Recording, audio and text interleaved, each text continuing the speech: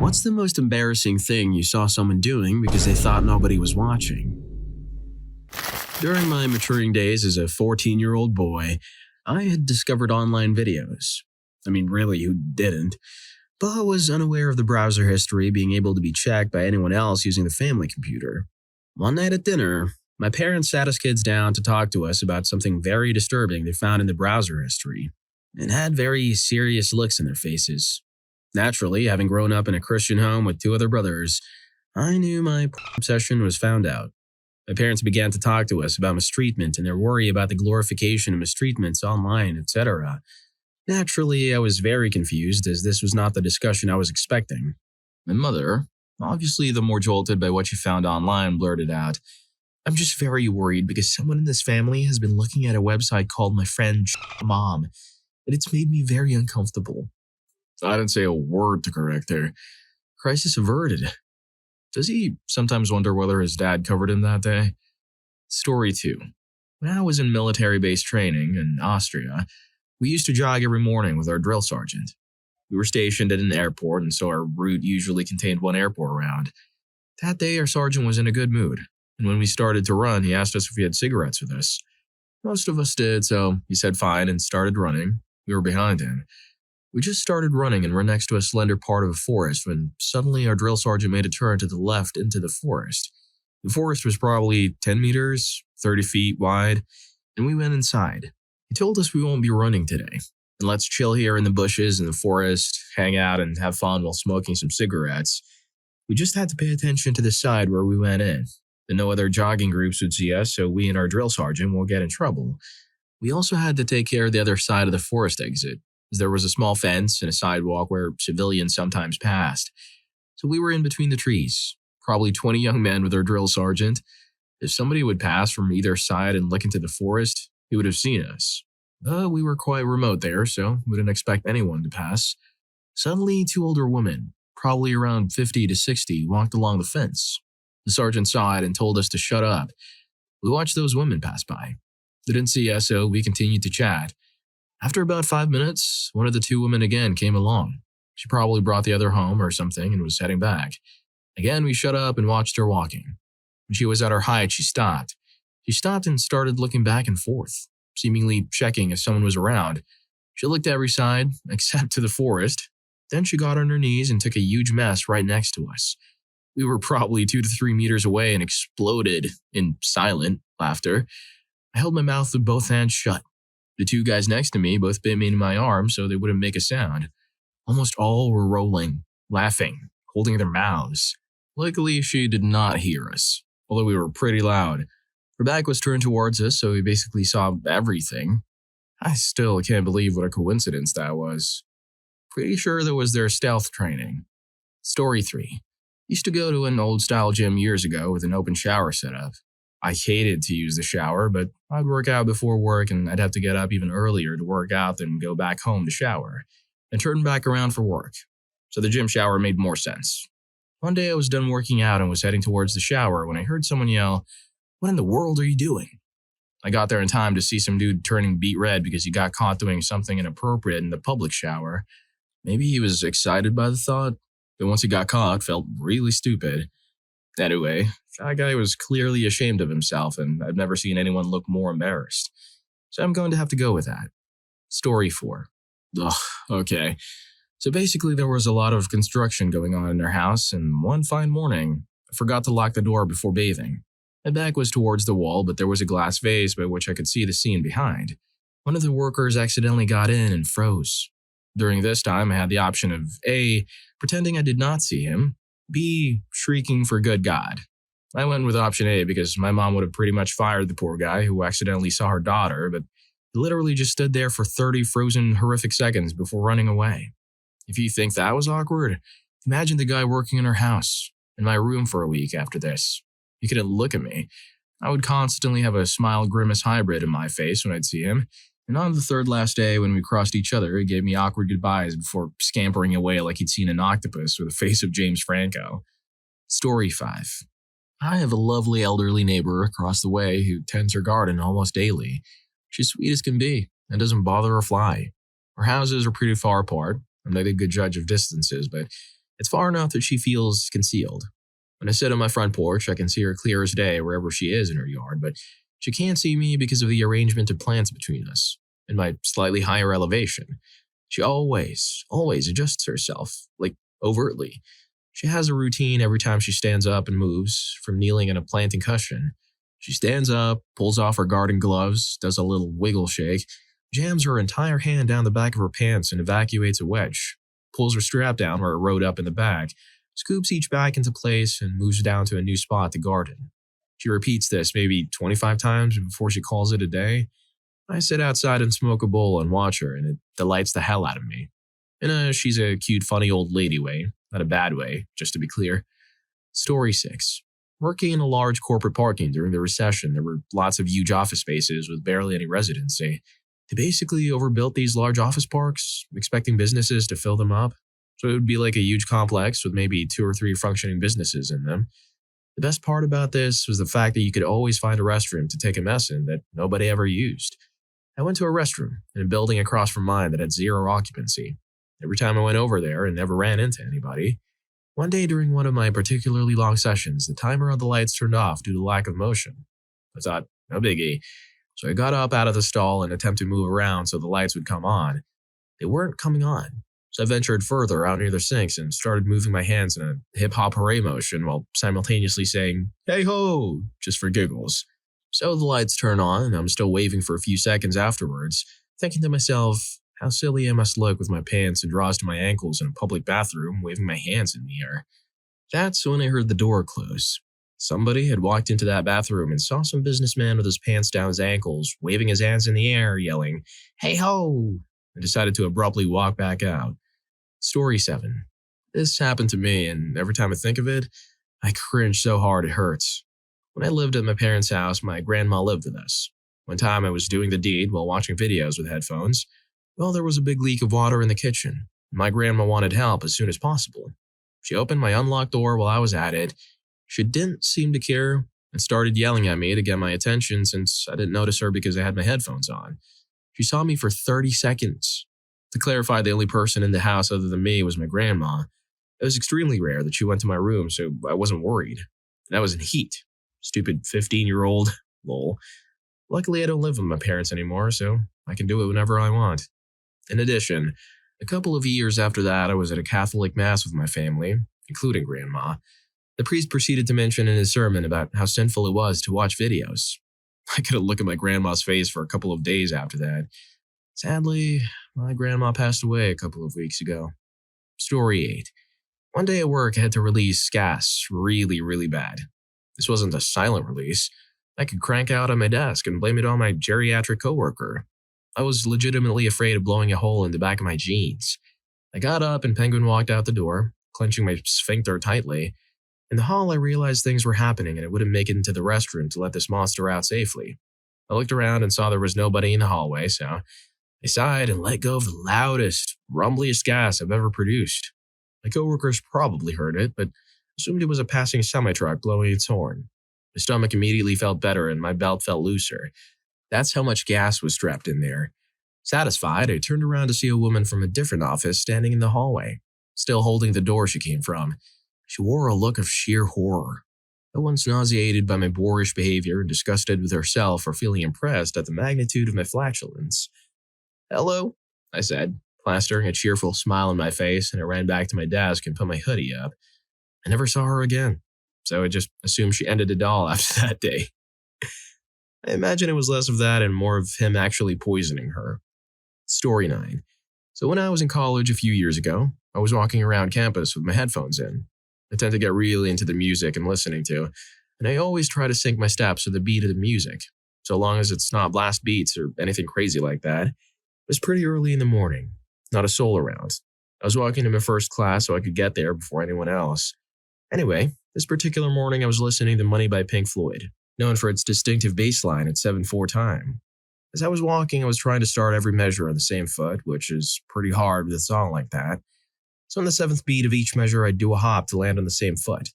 Left, right, left, right, left, right, right, then repeat. I did this all the way until the second chorus, when I turned around and saw a group of students with their phones out, recording me as I quasi-hopped down the sidewalk like a disabled kangaroo. I took a sharp right and sprinted to my building, and from then on I was very self-conscious about what I'd do with my headphones in. I wonder if those kids ever saw me on campus and recognized me as a he who walks in 7'4". Story 10. When I worked for a large American department store who made a brief appearance in Canada, I worked in the shipping and receiving department. I worked with an older guy who was super nice but didn't have the best hearing. One day I was coming back from break, and as I was walking towards the work area, his back was turned to me and he lifted his leg and just let this massive rip out. I mean, it wouldn't stop. I didn't realize I was there. I did a 360 and walked away. I waited around the corner for another minute or two until I finally walked back. I purposely fake coughed a couple times to let him know I was approaching. Later I learned this dude just didn't care what people thought. He did this several more times and would also sit in the loading dock where the doors open and smoke. Story 11. There's a very large park in my town with an old-growth forest inside. In this forest, there are numerous walking trails, and it's large enough that you can find all sorts of spots off the beaten path, so to speak, where no one in the walking trails can see or hear you. This has made the park a favorite local spot for decades. Basically, it was what you did before was invented. Because of this, my friends and I saw all sorts of crazy things in the park when we would explore the forest, but none of it compares to this one guy we saw. Non-straight stuff is pretty straightforward. You see two guys together and you pretty much know what's going to happen next. Our usual policy was to just quietly move on to some other section of the park and leave them to it. For teenage boys, the novelty of men going at it wears off pretty much immediately. So there's really no incentive for peeping on those dudes. We're in the woods, looking for animals, adventure, and the occasional lost golf balls we can sell back at the clubhouse, plus whatever other treasures people leave behind in a public park. But this guy caught our attention right away, so we watched his entire bizarre ritual, and to this day, I still have no idea what this guy was trying to accomplish. First of all, he was by himself, and he looked perfectly normal, which itself was unusual. He was a shortish, balding man, slightly pudgy, but not what you'd call fat. He was carrying a shopping bag with handles, like the kind you get at a clothing store.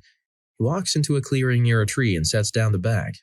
At this point, me and my friend were silent. He hadn't seen us, and the way he was dressed had us wondering if maybe he was some sort of park official or something.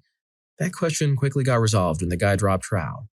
Oh, he's another weirdo. But then he reached into his bag for something, sprays it all over himself, and then this guy grabs hold of the branch above his head and starts jumping, with a clear intent of flopping his Johnson up and down.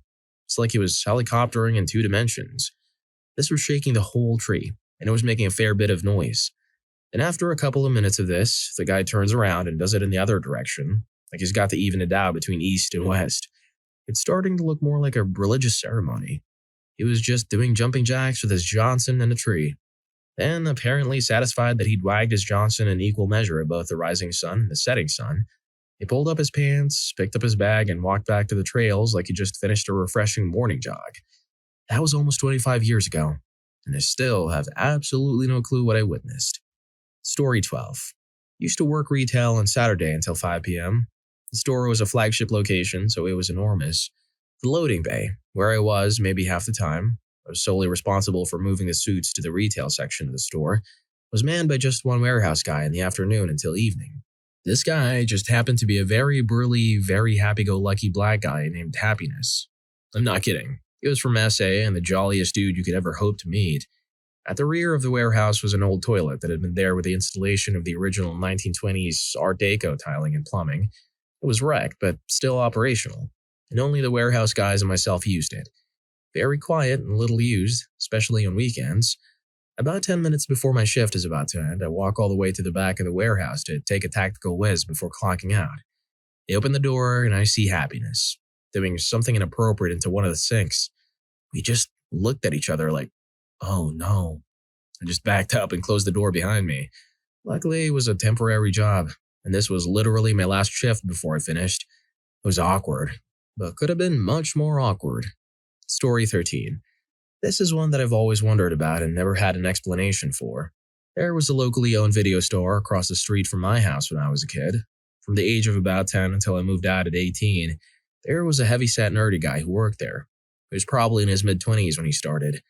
There was a window right below the television they had in there, and sometimes he would be standing right in front of the window watching the television when they were slow and he was the only one there. Nothing weird about that. But he started to occasionally shake his head from side to side in a weird way as he stood there, almost like he was in a trance or something. My siblings and I would laugh about how we would occasionally see him do this. Over time, his movements got more and more dramatic, so sometimes I'd look across the street and see him very dramatically and rhythmically, shaking his head side to side while also swinging his arms wildly. It became pretty common, and we'd usually say to each other, "He's doing it again," when we saw it. This went on for years. When I was in 8th grade, sometimes we would call him and prank him when he was doing it. Nothing too mean-spirited, but things like asking for stupid fake movie names. One time I went over wearing a scream mask and popped up in front of the window while he was doing it. He seemed unamused. I feel kind of bad for laughing at him now, but we were pretty unruly kids, and I feel like, overall, we took it pretty easy on him. One time when I was a junior or senior in high school, I saw him running between the aisles, swinging his arms wide. Like his thing had evolved that much from just calmly shaking his head side to side. Then a few years later, the video store had shut down, and I was driving in the nearby town, and I saw him in front of me in his car, shaking his head side to side like he had always done. I never figured out why he was doing that. That time in his car was about 15 years ago, and it was the last time I ever saw him. He passed away, but I don't recall what happened to him.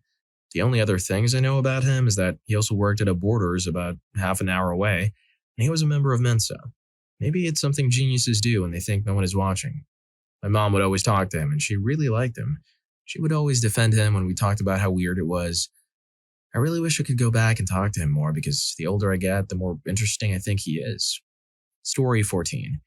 I caught my dad in the kitchen, gassing. You really have to hang on for this one. This wasn't just any gas, mind you. Let me explain. My dad is about 6'2", nearly 280 pounds, and as hairy as a silverback ape. His back hair is white-gray, and I inherited said fur. Thanks, Dad. His bodily functions are, by extension, just as animalistic. If you lived to observe such a phenomenon, you could frequently feel his gas rocking the foundations of the room he was in, like some twisted sort of Tesla invention, if you had your feet in the ground. If you get to know him, he's one of the most respectful and intelligent people out there, goofy with close friends and family, but very professional and stoic otherwise. A real stand-up guy. He's not someone you would expect to do this kind of thing if you knew him through work or through the military, however. So here's why this one really sticks out. I'm around 12 years old at the time, and my dad doesn't realize that his girlfriend, now wife, has brought me home from after-school care, and he doesn't hear us come in the house. He's about to head to the gym, earbuds in one ear, and is grabbing his wallet and keys from the kitchen. Right as we walk into the room, we see him facing away from us toward the garage door, and I kid you not, he hunches over like he's riding a motorcycle, grabs the invisible handlebars and throttle, and torques the throttle in sync with some of the longest gas I've ever bared witness to in my short time here on Earth. To describe them as being guttural as a real motorcycle would only be downplaying the sheer offensiveness of the noise that he produced. I imagine these particular gases would have pricked up the ears of the Cthulhu cult if they listened hard enough. To make matters worse, he was wearing his gym attire and the noise had no trouble piercing the thin fabric. If you weren't in the room, you may have assumed that he was bare, holding a megaphone up to his back. But I digress. Just as quickly as he had hunched over, he dismounted the valiant, flatulent steed, clearly very happy with himself, and stepping to the side, locks eyes with his girlfriend and I. To quote a fine comedian, his back tightened so fast you could almost hear it whistle. He took out his headphones instantly, and his facial expression embodied his sudden lack of composure and surprise. It was instantly clear to me that girlfriend had never seen this sort of behavior from him before. I think she was the most disturbed by the whole scene, but then again, they married not long after, so I guess she was lovingly gassed into submission. At this point, I'm still completely stunned by what I just witnessed, because at 12 years old, I wasn't even aware that it was possible to be that cool. After the shock wore off and I saw my dad start to laugh while explaining himself as best as he could, I lost my mind. I was on the floor, rolling around, holding my sides and in tears, still trying to piece together the sheer madness I'd witnessed. I'd seen him gas before, but never like this. Never like this. To this day, I don't quite recall how their conversation went immediately following Gasbike 2007, but I'll never forget that moment of magic, imagination, and sheer willpower. Let this be a lesson to you all. Even if you're a grown man pushing 50 years, there's nothing stopping you from riding an imaginary gas bike. You're always one power squad away from instant entertainment. If you're enjoying the video, don't forget to hit that subscribe and like button for more videos like this. Story 15. About 3 years ago at work, we had a truck full of items to unload and bring back into the shop.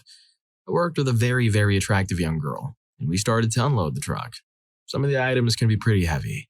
Her, being much more nimble than I, would crawl into the back of the truck underneath the topper and push me the stuff to carry in. Well, the store got a little rush of people, so I was asked to come in and help. She said she would wait in the truck and move stuff around, while the customers only had a question that needed answered. I assisted them and hustled back outside.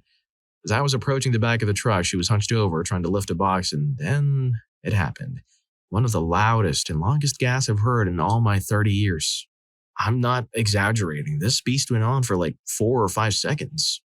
I burst out laughing. Couldn't help it. She was beet red. Not only had I heard the fart, now I was helping her unload everything through the rotten stench. The smell was so horrific it was like I could almost taste it. Poor girl must have had a stomach issue going on that day. Time to time, I still tease her about it. That gas went down in infamy. Story 16. I work as an assistant for a businessman who enjoys dictating jobs to people and then disappearing for the day. So the one day he decided he'd hire a young lady to help him out with his books and accounts and other fancy stuff that I didn't know how to do. Also, it's worth mentioning that I am a male. Now, normally the way that day would go is that I would arrive to the office around 7:30 and check up on emails and do what I had to do, and I'd be out there again by 9. So I could have my meetings with potential clients and business partners and do all my out-of-the-office work. At which time the young lady, who we'll call Sarah, would just be arriving to the office to deal with the aforementioned fancy stuff, so we'd normally cross paths at the door. So the one day I come into the office extra early because I knew I also had to organize the storage room at the back before I could leave, and I wanted to be out by 9. So I'm in the back room when I hear Sarah arrive for work. I figure there's no use shouting hello because she probably won't hear me, so I'll just carry on with what I'm doing and greet her when I'm done. She obviously assumed I had left for the day because she decided that before she'd get started at the books, she'd first get started with herself. So I walk out the storeroom and there she is sitting at her desk, facing towards me, heels off her feet and on the floor and both hands working eagerly. We both knew at that point that it was too late to pretend that I didn't know what had just happened. My oh god probably gave it away.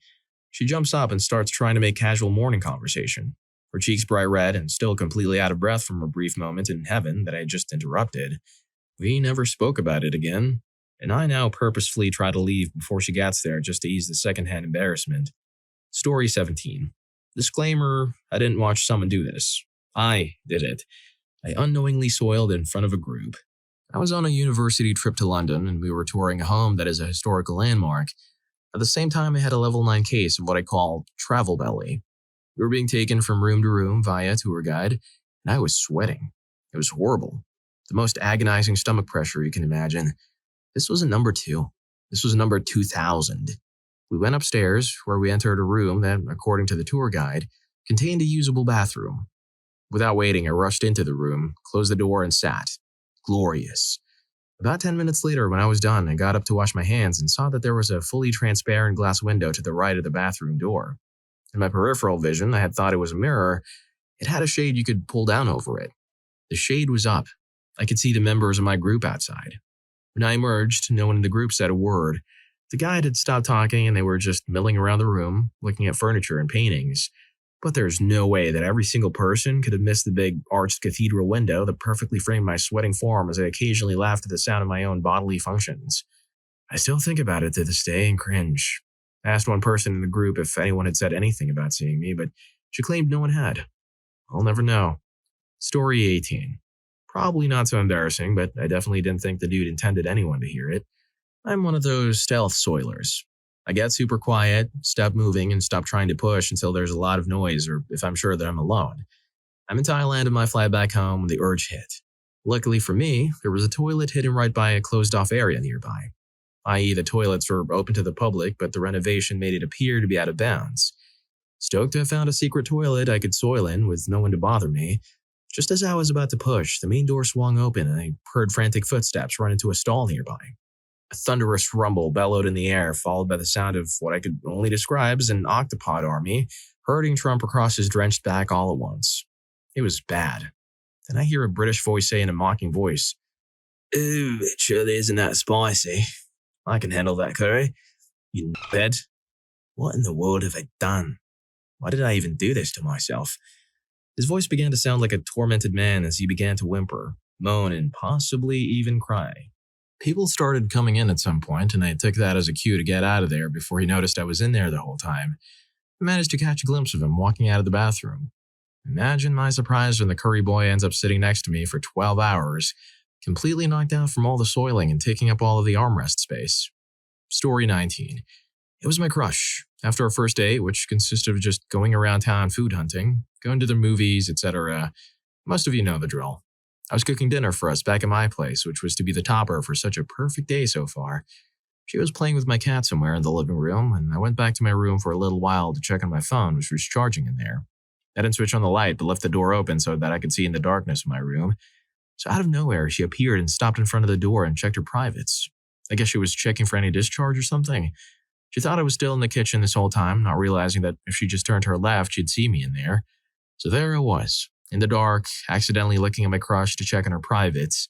I managed to give a small cough just to let her know where I was, and definitely saw what she just did.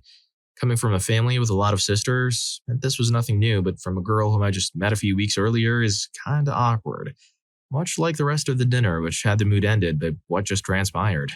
I tried to play it off as something which is normal, but who would have thought it would embarrass her that much? Yeah, we didn't hit it off. She got engaged almost a year later, and I'm still trying to come to grips with what went wrong and how to never repeat it. Story 20. This was me, but more of a revenge thing. 1985 or so. I was not fashionable, nor was I really much of a player then. I was partying at a friend's place, and some queen bee witch and a couple of her friends showed up. I think her name was Shelley, but they called her Shelly Snake. She and her friends started making fun of me and doing the mean girl BS, thinking I wouldn't get it. I got it.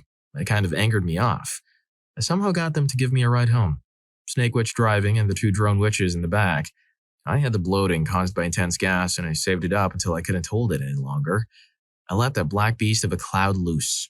It must have been a good 15 to 20 seconds of one of the foulest clouds I've ever let out. All I could do was giggle as the snake looked over at me quizzically. You see, the stereo was up loud playing Judas Priest and no one heard it, but several seconds after letting loose, I saw the look turn from questioning to horror. All I could do was look her in the eye as she stopped to drop me off, and give her the most satisfied grin I could muster. I wish I had said something. Perhaps, thanks for mocking me. I hope you enjoyed my token of appreciation. But I think the grin sufficed. It was so worth the embarrassment. Story 21. Ooh, I have one. So I was out on a date. I'm about 16 at this point, and it was my first real date taking a girl out to dinner. She was way out of my league, and I was feeling pretty good about taking her out. And she even seemed to find my slight dorkiness cute. The meal was going really well. Conversation had flowed, and it was nearing the end of the night. I didn't know quite what would happen at the end, but I was feeling good about a second date at that point. Against the odds. Anyway, I decided as we'd finished eating I would go to the bathroom. I was anxious to make sure I still looked okay and nothing had fallen out of place. Unfortunately, the bathroom had no mirror. It must have been smashed and taken away for replacing, but there was just a big space where the mirror should have been. Oh boy. So I stopped and checked myself in the glass. All seemed okay at a glance. I checked my teeth and picked at them a bit to make sure they were all good. Then my hair, making sure that was still in place. Was I okay? I think so. I looked good. Nothing embarrassing. I smiled, seemed fine. Nothing looked off. Cool. I looked good. I could smile at her as I sat down or play cool. I tried both. Settled on a smile. Would a wink be good? I tried a wink. Too much. I grinned away to myself in the glass Fonzie style until I was sure I was happy with my approach. I can't believe how well this has gone. This is not like me at all. Then a movement caught my eye. Not a reflection in the glass, though. It was through the glass. Oh boy. What I'd failed to notice in my bid to find something reflective was that this little glass pane actually looked straight into our booth. I refocused from my reflection to my date, looking at me with total pity. The one that says, "Such a shame. You were doing so well." She gave a stifled chuckle at my look of pure horror and then returned her pitying look again. Blew it. 10 minutes left to hold my cool and I blew it. She was sweet about it. She didn't know what to say. I don't think she told anyone, which is as much as I could ask for at that point. So my dating life wasn't over forever. Story 22. I was at a sold-out concert. Can't remember which band. At a 13K seat indoor venue and had seats in the upper mezzanine section. I was sitting in an aisle seat that was about 5 or 6 rows up from the edge of the mezzanine balcony. I'm pretty tall and I could see down the stairs and the people to my left.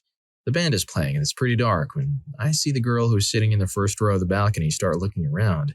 She was obviously attending the show with a girl next to her since they were talking in each other's ears and looking around. It just seemed weird, so I continued to watch her. Everybody's standing up and their eyes are glued to the stage while singing along. This girl starts to slowly hike up her ankle-length dress while slowly sitting down in her seat at the same time. I'm thinking maybe she's into exhibitionism and is going to strum the beans to her favorite song, or maybe the girl next to her is her girlfriend and they're going to do something weird. Instead, she finally reaches the sitting position and now her dress is all the way up. Her friend is just standing next to her, committed to the show. The girl sitting down pulls herself forward and just starts whizzing like you wouldn't believe. She went for a good 40 seconds straight and I'm just standing there in shock. Her friend has to know what she's doing and never looks down once. About 35 seconds into the act, I realized the song is about to end, and so did she. You could tell by the increase in splatter onto the second stair that she was bearing down as hard as she could. She finishes a second or two before the song ends and jumps right up when the crowd starts going crazy at the end of the song. She took one large step to the right and watched the rest of the show next to the puddle. Every time the flashing concert lights hit our section, you could see the large puddle in front of row 1, seat 1. I go to a few concerts a month, and I've never seen anyone bold enough to pull that move in front of 13,000 people. Not to mention all the people that walked through the puddle exiting her row at the end of the show. Story 23. A few years ago, I was doing homework in my room, and outside, my neighbors were partying. A couple was in the hot tub, and a few men were sitting on the roof. They're all clearly intoxicated, and the men on the roof start chanting something, which I can hear through the windows.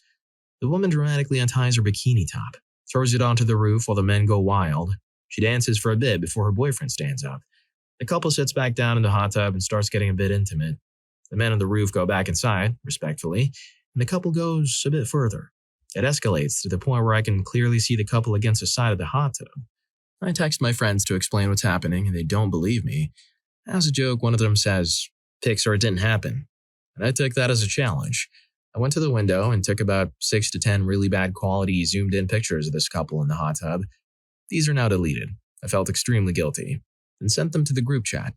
But that's not the end of it, because I am a little schmuck. My family had a trampoline that I'd go on every day after school, and I decided that then would be the perfect time for some exercise.